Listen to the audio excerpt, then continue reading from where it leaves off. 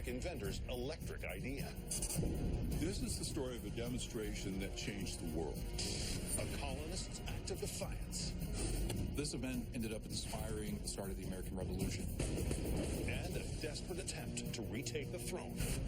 She was one of the most mesmerizing monarchs in history, but her story was no fairy tale. Deep in the vaults of the world's greatest institutions lie extraordinary relics, tales of intrigue and wonder, and secrets waiting to be revealed. These are the mysteries at the museum.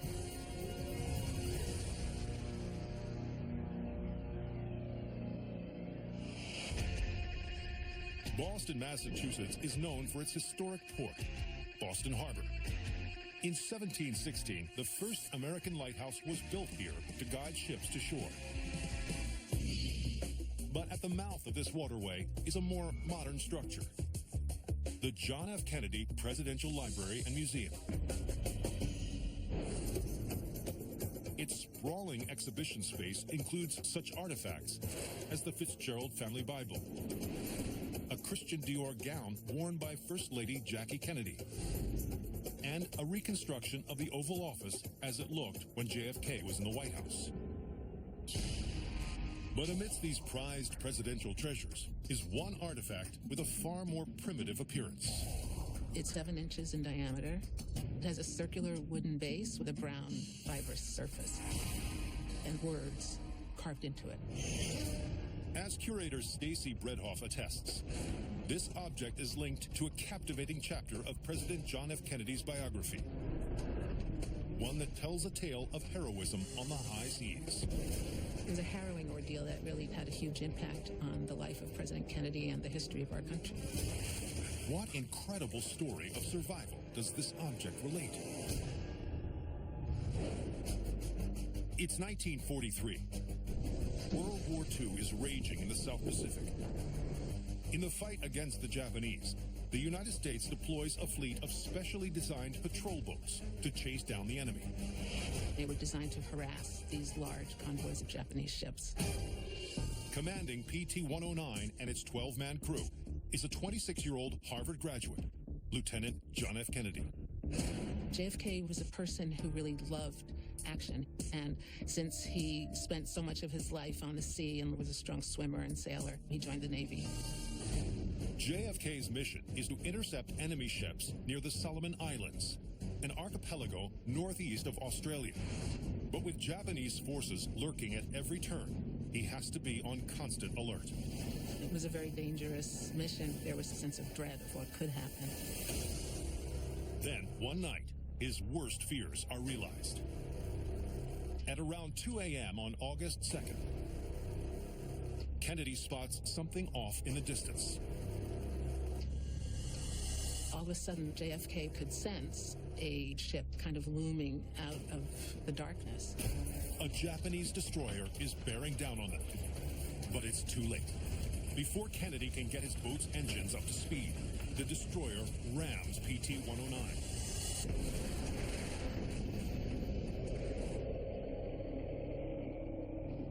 Kennedy is thrown into the water. And when he surfaces, he is shocked by what he sees. His vessel has been destroyed. 2 seamen are dead, and 1 is severely injured. Kennedy and his crew were out in the open. They're very vulnerable. There were sharks in the water, and Japanese were all around them. To stand any chance, Kennedy must get his men to dry land as soon as possible. So he leads the way, pulling an injured crewmate along with him. He was a very strong swimmer and towed the man on his back. Over the next 4 hours, the men swim the 3.5 miles to the nearest island. When they finally make it to shore, the wounded sailors collapse in exhaustion. But even though they've reached solid ground, their troubles are not behind them. They are stranded on an island with little food or water in a region that's crawling with Japanese ships. But Kennedy refuses to give up. And so he gets back into the water, swimming and exploring the entire archipelago. He was determined to find a way out. Finally, he reaches a beach where he encounters two islanders. It's then that Kennedy does something extraordinary. He grabs the closest thing at hand, a coconut, and carves a message into the husk. The message spells out his crew's location and their condition. Then he gives it to the natives and instructs them to deliver it to an Allied base on the island of Rendova, 40 miles away. He was determined to use whatever resources he came upon to get out. Kennedy and his men wait. Finally, after nearly 2 days, they see something on the horizon, an American rescue boat. The coconut worked. The fact that this coconut came to play such an important role in the rescue of these American sailors was just completely unforeseeable. But it's true. The lieutenant and his men are safely transported to the Allied base. When Kennedy runs for president in 1960, the heroic survival story becomes a crucial element of his campaign. This episode made JFK a war hero in the public eye. Eventually, the coconut itself is returned to President Kennedy. He has a piece of the husk encased in plastic and uses it as a paperweight in the Oval Office. Today, it sits on display at the John F. Kennedy Presidential Library and Museum, where it tells the story of a brave hero who valiantly led his men to safety.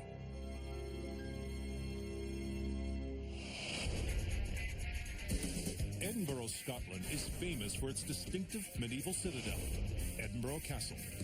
This hilltop fortress dates as far back as the 12th century and has housed some of the country's most important monarchs.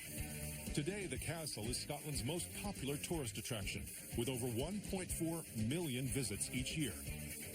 And just a stone's throw away is another cultural highlight, the National Museum of Scotland.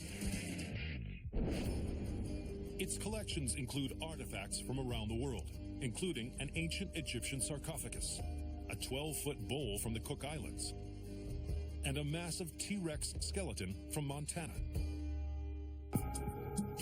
But alongside these giant relics is a much smaller object, but one that is no less eye-catching. It's over 400 years old. It's made of gold and it's studded with fabulous precious stones. There are rubies, there are garnets, there are emeralds. It's a very exquisite piece of jewelry. According to historian Kate Williams, this magnificent locket once belonged to a cunning and controversial queen whose life and death is the stuff of legend. She was one of the most mesmerizing monarchs in history, but her story was no fairy tale. Who owned this jewelry? And how did she become one of the most notorious rulers of all time? 1567. Scotland is embroiled in a bloody civil war that pits Catholics against Protestants. Religion is a huge question. The question of whether or not the country is Protestant or Catholic is something that causes men to fight to the death. Swept up in the conflict is the nation's young monarch, Mary, Queen of Scots.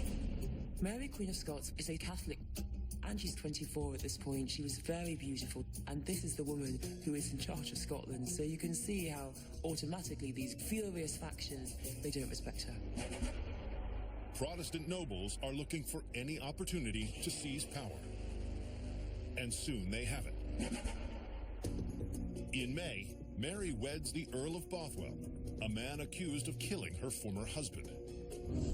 In the wake of the scandal, Protestant nobles imprison her in a remote fortress called Lochleven Castle, and she is forced to abdicate the throne. She was one of the most powerful women in the world, but now she's in a tower, in a castle, and this castle is very heavily fortified, and it's also on an island in the middle of a big lake, so she can't get out. Mary is determined to retake the throne, but to do that, she has to escape. The keys to her cell are held by the owners of the castle, the powerful and noble Douglas family. The Douglas family hate Mary, and they are pretty happy to have her imprisoned for the next 50 years. But the former monarch has an idea. Given the remoteness of the castle, its residents are able to meet with Mary freely, and one of them is the Douglas' young and impressionable 18-year-old son, Willie. The monarch thinks that if she can seduce him, Perhaps she can convince the young man to steal the keys on her behalf. Mary was very striking, very beautiful. She's someone with a huge amount of charismatic power. Mary charms Willie into becoming her accomplice. He is completely dazzled by Mary. He'll do anything for her. Under Mary's influence, Willie organizes an event that will keep the rest of his family distracted. A gigantic party. On the first weekend in May 1568, the festivities get underway. It's a huge celebration. There's drinking, there's dancing, there's feasting. People are having a great time. And then, according to legend, while his family is eating, Willie gets the opportunity he's been waiting for. He spies the keys resting on the table, right in front of Lord Douglas. With his father engrossed in the party, Willie casually drops a napkin and covers the keys. He whisks the keys away, leaving the napkin there, right in front of Lord Douglas's nose. Willie unlocks Mary's cell and leads her out of the castle. Mary and Willie are running for their lives. They're terrified. They could be discovered at any moment. Will they make it off the island? Or will the scheming queen be captured yet again?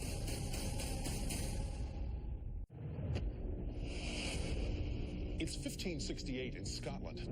The deposed monarch, Mary Queen of Scots, is being held prisoner at a remote castle. But now, with the aid of her ally, Willie Douglas, she is making a daring escape with the intent of retaking her throne. So, what will come of Mary's audacious plot? Outside the castle, Mary Queen of Scots and Willie Douglas climb aboard a small rowboat. She takes an oar, Willie's got an oar, and they row over together. The daring duo reaches the shore. It's been a roller coaster of emotions for Mary. She was exhilarated. She was out of the castle. Mary wastes no time in making her play to retake the Scottish throne. The monarch rallies her supporters and rounds up an army. In just a few days, Mary raises an army of 6,000 men who will fight to the death to make her queen. On May 13th, she marches on Edinburgh. Mary and her men are marching towards Edinburgh, and the Protestant nobles, the regent's forces, they're coming up to meet them. And a gigantic battle ensues. Mary and her men fight bravely, but it's to no avail. It's bloody, it's desperate, but they are outnumbered, and Mary just about escapes from the battlefield with her life. Mary flees to England, seeking the protection of her cousin, Queen Elizabeth I. But Mary's power-mongering means that she is deemed a threat to the English throne. Instead of finding sanctuary, she is locked away in prison. She's lost everything. Her chance to get the throne. She has nothing. Mary's tragic story ends in 1587 when she's sentenced to death. And today, this locket, once owned by the legendary monarch herself, is on display at the National Museum of Scotland, where it serves as a reminder of one of history's most captivating sovereigns. Andersonville, Georgia. During the Civil War, this town was home to the Confederacy's largest military prison, Camp Sumter. So it's fitting these grounds are now used as a place to honor America's brave military captives, the National Prisoner of War Museum. Its collection illustrates all aspects of the POW experience through such objects as a canteen honoring imprisoned Union soldiers, a needlepoint stitched during World War II, and a flight suit from the Persian Gulf War. But amidst these items is one artifact that still inspires fear. It is 7 feet by 4 feet by 6 feet. It's a very primitive-looking object, constructed of yellow bamboo and jungle vines. It looks like a doghouse from hell. While enclosures like this were once instruments of torture, according to history professor Paul Springer, this cage recalls an American hero's triumph over unimaginable adversity. It's a harrowing tale of one soldier's experience behind enemy lines. 1963, the Mekong Delta. The conflict in Vietnam has been raging for 8 years. And among the American soldiers on the front lines is a 25-year-old Special Forces officer named Lieutenant James N. Rowe. As a Special Forces soldier, Lieutenant Rowe was specially trained in intelligence operations. He would have been familiar with the entire operational details of the vicinity. On the morning of October 29th, Rowe is tracking the Viet Cong in the jungle.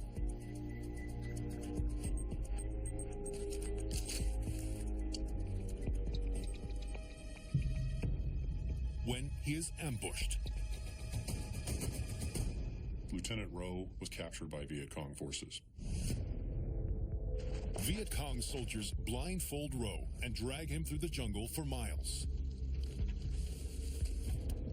When the blindfold is removed, Rowe finds himself in a tiny bamboo pen, similar to this one at the National Prisoner of War Museum. These enclosures are so feared by American POWs that they've earned a terrifying nickname: tiger cages. Lieutenant Rowe cannot stand inside the tiger cage. He is able to lay down, but he's laying down on bamboo rods. It's incredibly uncomfortable. He's in constant pain. But the lieutenant knows that his situation could get even worse. If the Viet Cong discovers that he is in the Special Forces, they will almost certainly torture him in order to extract classified information. Rowe could have known radio codes and call signs that could compromise the integrity of the entire Special Forces mission. Determined to keep his secret safe, he concocts an elaborate backstory, feigning ignorance on any and all military operations. Lieutenant Rowe attempts to sell them on the fiction that he is just a student and was drafted into the Army. Fortunately, Rowe's captors accept his cover story, and because they can use him as a bargaining chip, they begrudgingly keep him alive. American prisoners always had value for the Viet Cong. They could exchange for high-ranking prisoners that the Viet Cong had lost. For 5 hellish years, Rowe leads a miserable existence. He endures bouts of dysentery, near starvation, and the constant threat of violence. All the lieutenant can do is cling to hope that one day he will be rescued. But that hope is about to be extinguished. In 1968, the Viet Cong obtains a list of American POWs. The document reveals the lieutenant's name, rank, and his assignment in the military. Rowe's carefully crafted cover story is about to be blown. When they learned he was a member of a Special Forces detachment, it became clear that he had been lying to his captors all along. Rowe's captors are furious. They threatened to execute him for his deception. Rowe feared for his life. So is this the end for Lieutenant Rowe? It's 1968, Vietnam. U.S. Army intelligence officer Lieutenant Nick Rowe has spent 5 agonizing years as a prisoner of war without his captors ever finding out that he was actually a military spy.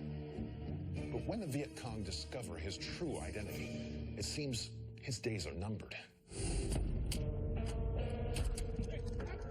On New Year's Eve, 1968, Lieutenant Rowe is marched through the jungle towards what he knows will be his execution. But partway through the journey, his guards' eyes are drawn to the sky. It was American helicopters flying overhead. As the choppers circle the skies, Rowe knows this is his only chance. He managed to take advantage of a distraction to overpower his guards and escape. He dashes for a clearing. Then he flags down a chopper. The helicopter landed, and Lieutenant Rowe was able to identify himself. He took him onto the helicopter and immediately evacuated the area. After nearly 2,000 days in captivity, Rowe is finally free. And today, this bamboo pen at the National Prisoner of War Museum recalls the captive soldier whose determined spirit refused to be caged. Hopkinton, New Hampshire is home to the Contoocook Bridge. Built in 1889, it's the oldest surviving covered railroad bridge in the United States. And preserving this town's link to the past is the Hopkinton Historical Society.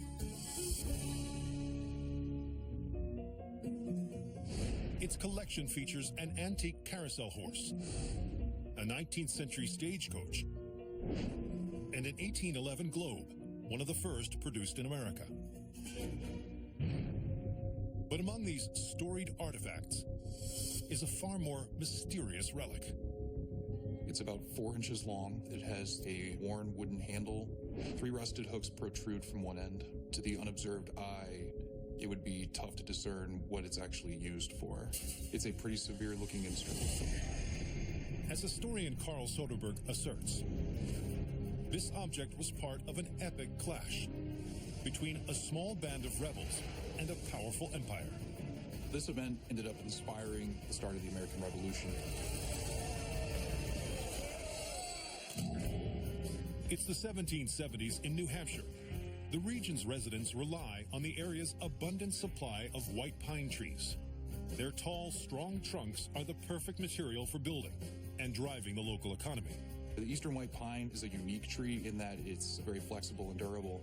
It had a lot of value to the New Hampshire colonists. Amongst those reaping the benefits is a 45-year-old husband and father named Ebenezer Mudgett.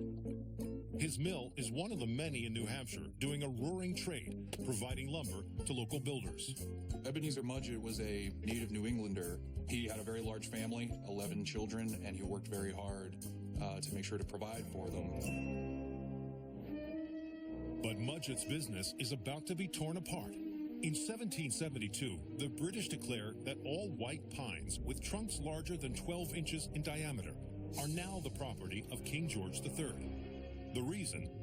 To expand the monarchy. The eastern white pine grows tall and straight, so it makes it perfect for constructing warships. England saw their strength as rooted in their navy, because it's how they maintain their largest empire in the world. The Crown dispatches British surveyors across New England to mark trees with the king's symbol. One of the tools used to make these markings is now on display at the Hopkinton Historical Society. This royal decree is deeply unpopular with New Hampshire's fiercely independent residents.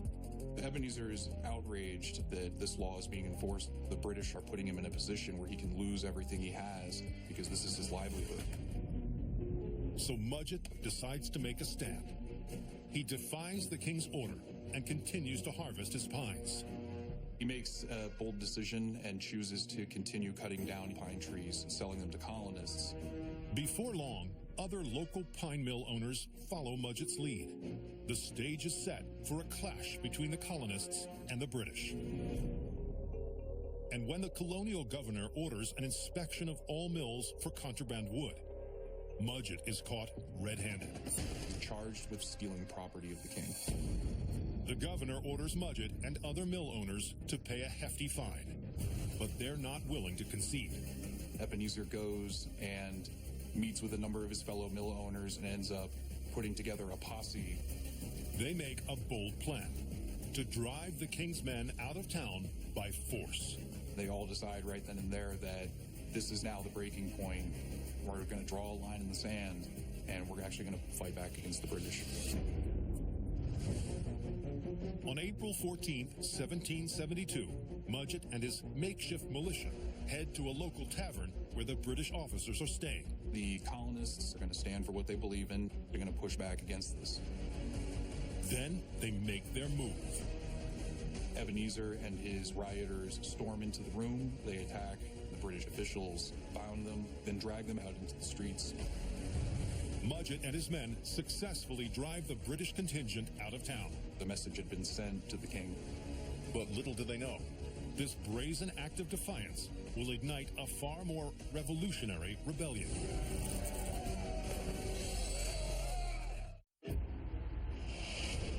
It's April 14th, 1772, in colonial New Hampshire.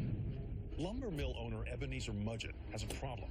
The British have decreed that he can no longer harvest his most important crop, white pine. So Ebenezer organizes a militia and forcibly drives the British out of town. But his act of resistance will have repercussions that will stun the world. Mudgett and his fellow rebels are eventually arrested and prosecuted for disturbing the peace and rioting. Unexpectedly, their case lands before a sympathetic court.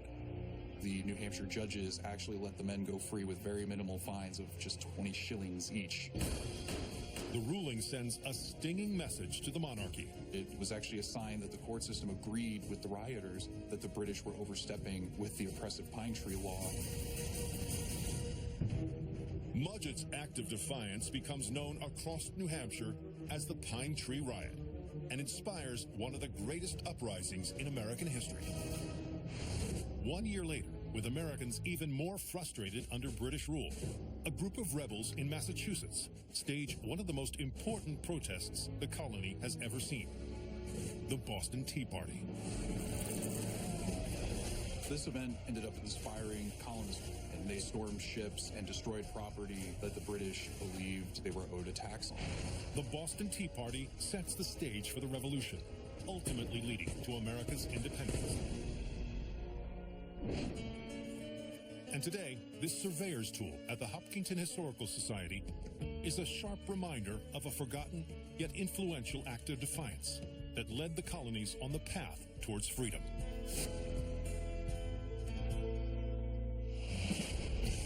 Seattle, Washington rose to prominence during the 1890s when gold rush prospectors flooded the area. And keeping with this city's trailblazing spirit is an institution that celebrates a more modern pioneer, the Eddie Bauer Archives. On display are vintage sporting, fishing, and hunting equipment. But perhaps its most treasured item is a piece of clothing that started it all. It's cotton. It has a distinctive diamond quilting pattern. It's kind of a dirty tan. On the inside, there is a label that says blizzard proof. As historian Colin Berg knows, this jacket may be warm, but the story behind it is chilling. This was a surprising and fateful near-death experience. What shocking survival story does this jacket tell? 1935, Seattle, Washington. Just a short distance from the mountainous slopes and evergreen forests of the Pacific Northwest, this city's location makes it an adventurer's paradise. And catering to Seattle's intrepid outdoorsmen is an enterprising 35-year-old sporting goods entrepreneur named Eddie Bauer. Eddie's idea of fun was doing what his business was all about, hunting and fishing. He sold products that he used himself. On a crisp January day, Bauer drives to the Olympic Peninsula for a fishing trip with his friend, Red Carlson. Amongst their gear, they take fishing tackle, revolvers, and heavy wool jackets. Bauer and Carlson descend 1.5 miles down a steep canyon until they reach the Skokomish River. They wanted the best place to fish. They didn't care that they had to hike 1.5 miles through rugged terrain to get there. The two friends enjoy a few fruitful hours of fishing and reel in more than 100 pounds of trout. At the end of the day, Carlson gathers the gear while Bauer takes the much heavier sack of fish. Worried that the added weight of his wool coat will slow him down, Bauer removes the bulky garment and hands it to Carlson to hold. If you're carrying a heavy load on your back, you don't want to be carrying another 10 pounds of jacket. Carlson takes the lead as the friends begin their ascent back to the car. But the hike is no mere walk in the woods. Eddie had to get 100 pounds of fish out of that steep canyon. Bauer struggles to keep up with his friend. But that's not the only problem. The weather takes a turn for the worse. The temperature starts to drop. And with his load weighing him down, Bauer becomes separated from Carlson. As Eddie was laboriously lugging this very heavy load of fish, Red was way beyond sight. With each passing step, Bauer gets increasingly fatigued. It's snowing, it's cold. As the body starts shutting down. Drowsy, he leans against a tree. Then he blacks out.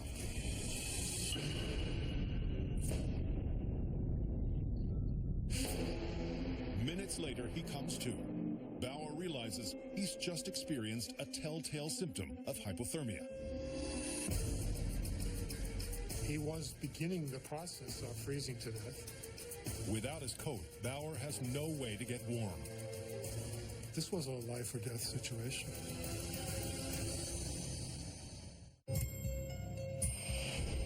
It's 1935, Seattle, Washington. Veteran outdoorsman Eddie Bauer has become separated from his friend Red Carlson in the wilderness.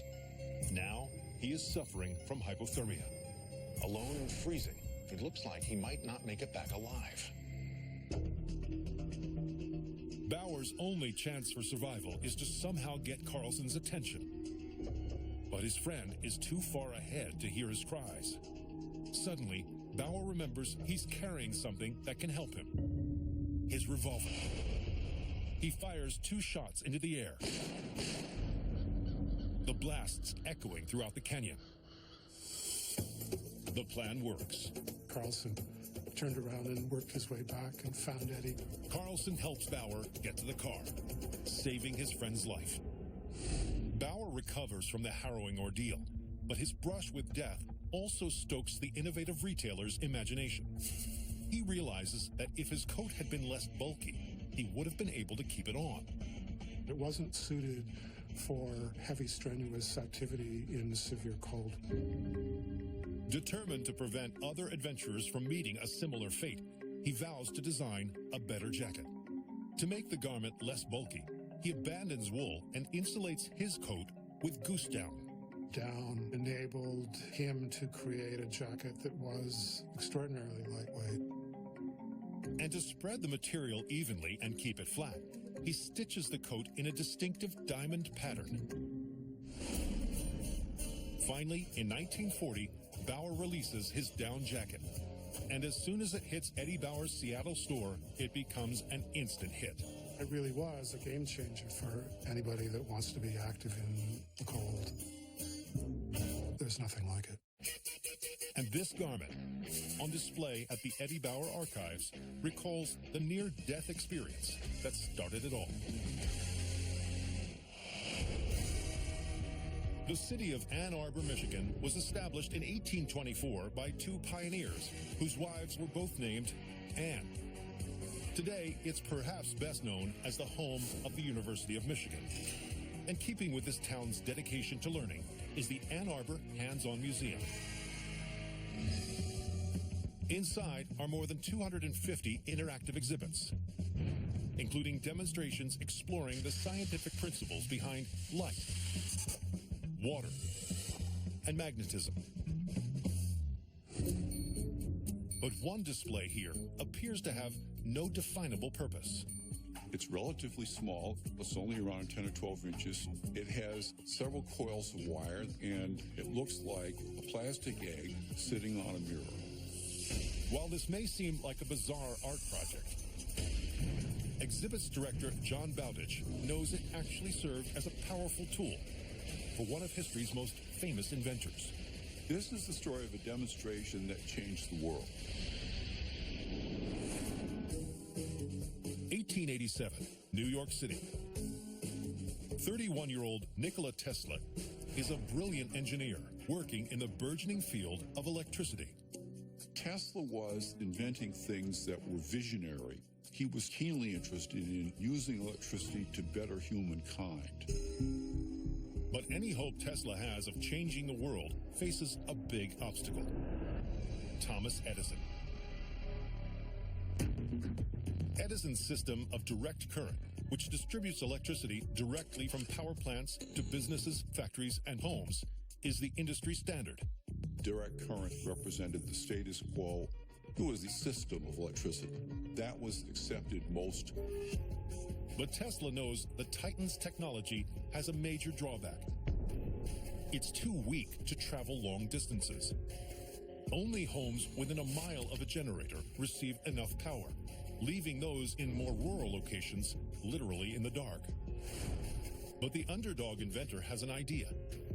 one that he believes can deliver power to everyone on the planet. Alternating current. Alternating current uses transformers and magnets to control the flow of electricity so that it stays strong even over vast distances. Alternating current allows for all of the basic problems of direct current to be solved. Tesla is confident that his system is superior to Edison's. There's just one thing standing in his way. He doesn't have the money to build it. The determined inventor presents his ideas to two wealthy investors, but they are reluctant to back a system that will compete with Edison. They were nervous because alternating current was new technology.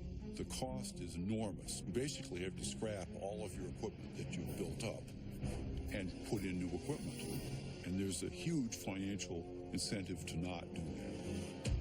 If Tesla remains in Edison's shadow, he'll have no chance to show his system to the world. And Edison's shadow is long. Edison was a showman. He astounded heavy financiers. He was doing his major work in electricity in the late 1870s and early 1880s. Tesla didn't appear on the scene until the late 1880s.